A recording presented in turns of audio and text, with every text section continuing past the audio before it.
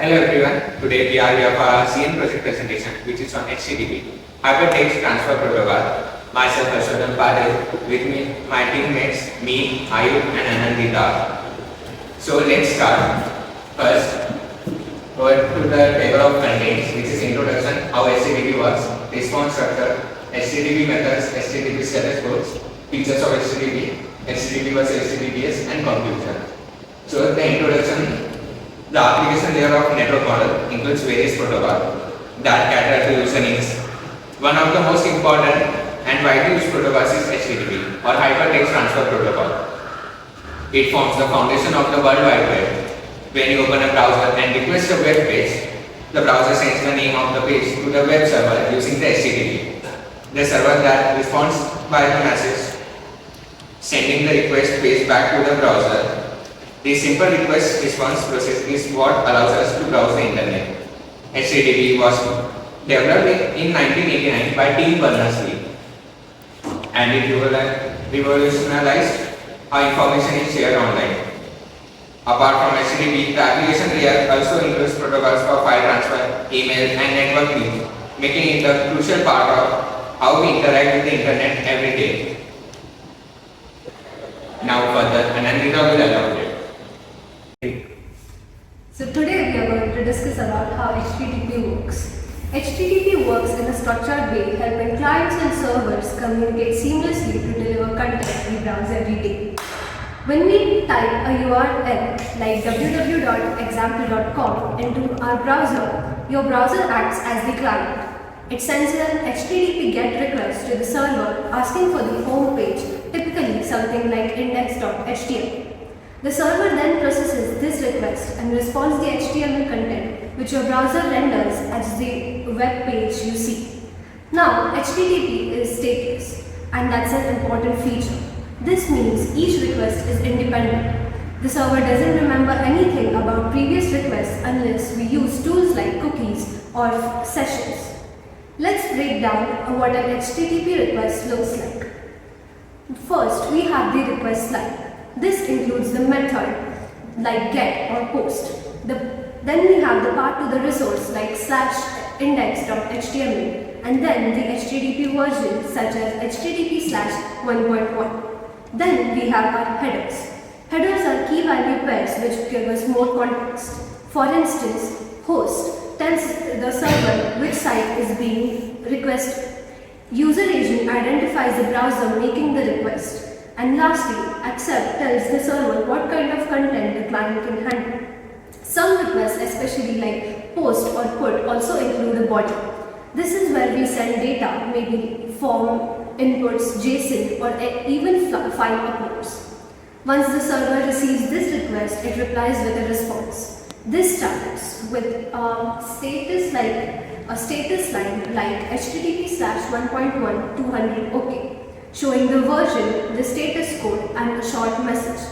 Then comes the response header such as content type which tells us what kind of data is being sent like HTML or JSON. Then we have set cookie which is often used for session handling. Finally, there's the body. This contains the actual content, the web page, images or the data the client asked for. In some cases like 204 no content response, the body may be empty. In short, HTTP is the silent hero working behind the scenes every time we browse the internet. A simple, stateless and yet powerful protocol that connects us to the World Wide Web. Next, Meet will explain further. So now let's start with the HTTP methods. This defines the types of operation a client wants to perform on a resource. First method is get. Get is the most important and most common method used in the web servers. It retrieves data from the server. Think of it as reading a web page. Importantly, it doesn't have a request body. Second one is post. Post is used to send data to the server, like submitting a login form. The data is included in the request body. Put replaces an existing resource entirely. It's used when you want to update the whole thing. Patch, on the other hand, allows you to update some part of the resource on the web server page. Delete is straightforward. It removes a resource from the server. Head is just like get without the body, it only retrieves the headers. And options is used to find out what methods are allowed on a resource. It's particularly important for handling cross origins requests or codes. So now let's talk about HTTP status codes, which are how the server communicates the result of the request. So first one is 1xx, or we can say the code starting from 100 or 1, like 100 continuing, meaning the request were received and is being processed. 2xx means success. The most common is 200, okay. But you might also see 201 created, especially when a new resource has been made. 3xx indicates redirection. For instance, 301 moved permanently or 302 found, which tells the client to go somewhere else for the resource. 4xx signals a client-side error. The classic one is 404 not found, meaning the requested resource doesn't exist, and 400 bad request, indicating someone's wrong with the request syntax. 5xx errors are server-side issues. 500 internal server error is a generic failure, while 503 server unavailable means the server is temporarily down or like overloaded. Then now we'll shift to next slide. What are the key features of HTTP that make it so useful? So first one is it's stateless. That means every request is independent. The server doesn't remember past interactions unless we use mechanisms like cookies or sessions. It's connectionless, meaning after a request and response, the connection is closed, making it lightweight. HTTP is based, making it human, readable and easy to debug. You can literally read the request and response. It's extensible through custom headers. For example, headers like authorization and content type allow us to send additional information that helps with authentication or content handling. It's also media independent. It doesn't care what type of data you are sending, like HTML, JSON or XML or images type of data, JPG or PNG. And finally, it supports caching, which is crucial for performance. With headers like cache control, we can store responses and reduce the loads on the server. So now my friend I will continue and elaborate the next slides. Now we move on to HTTP and HTTPS. HTTPS is basically a more secure version of HTTP. HTTPS is HTTP plus SSL or TLS. SSL is secure sockets layer, or TLS being transport layer security. These are the security technologies which encrypt the data so others can't read it. First point is data encryption. In HTTP, the data you send like passwords or card numbers is sent as it is. So anyone spying on the connection can easily access it. But in HTTPS, the data is encrypted, like locking it in a box that only the receiver can open. It prevents hackers from stealing your data during transmission. Port difference. HTTP uses port 80 and HTTP uses port 80, while HTTPS uses port 443. These are like different empty doors which are used by the browsers to talk to the websites. HTTPS port 443 is specially designed for secure communication. Authentication via SSL certificates.